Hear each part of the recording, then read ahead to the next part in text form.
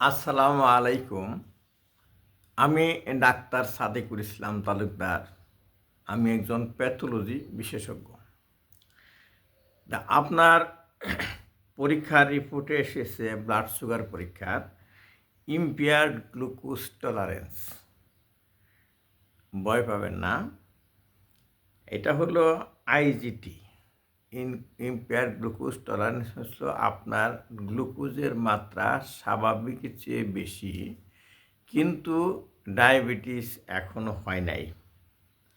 Diabetes mellitus এখনও হয় নাই।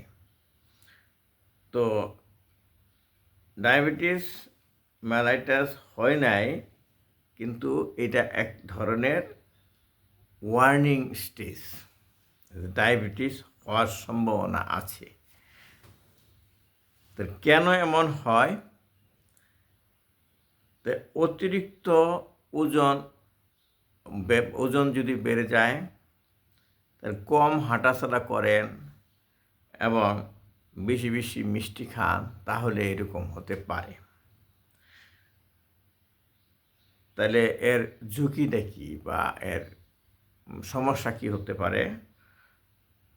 তো এটা যদি আপনি ঠিক না করেন, তাহলে ভবিষ্যতে টাইপ 2 ডায়াবেটিস মেলাইটাস হতে পারে।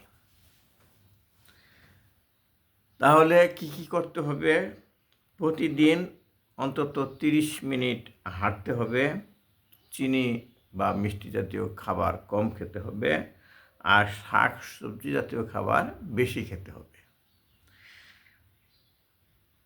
আর আপনার লাইফস্টাইল পরিবর্তন করুন, যে যাতে আপনার ডায়াবেটিস মেলাইটাস না হয়, এবং লাইফস্টাইল পরিবর্তন করলে আপনার এই ডায়াবেটিস ঠেকানো সম্ভব এই পর্যায়ে।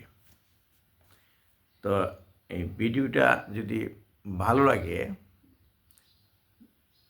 তাহলে আপনার বন্ধুদের কাছে শেয়ার করে দিন, শেয়ার বাটনে ক্লিক করে, আর সাবস্ক্রাইব অথবা ফলো করে আমার সাথেই থাকুন ভবিষ্যতে আরও হেলথ টিপস বা স্বাস্থ্য বটিকা পেতে। আল্লাহ হাফিজ।